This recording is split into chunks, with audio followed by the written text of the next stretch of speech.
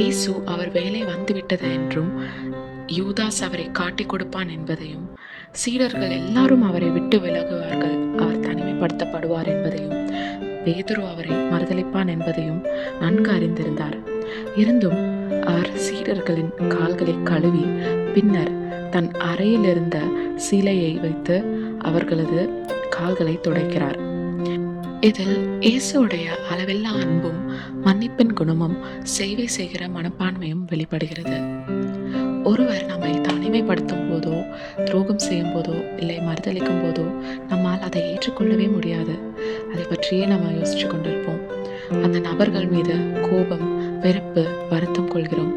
ஆனால் இயேசுவோ அவர்கள் எப்படி இருந்தாலும் அவர்களை தள்ளிவிடாமல் அவர்கள் மீதுள்ள அளவில்லா அன்பின் நிமித்தம் அவர்களை மன்னித்து சேவை செய்கிறார். தாழ்மையின் உச்சக்கட்டத்தை இங்கே நமக்கு வெளிப்படுத்துகிறார்.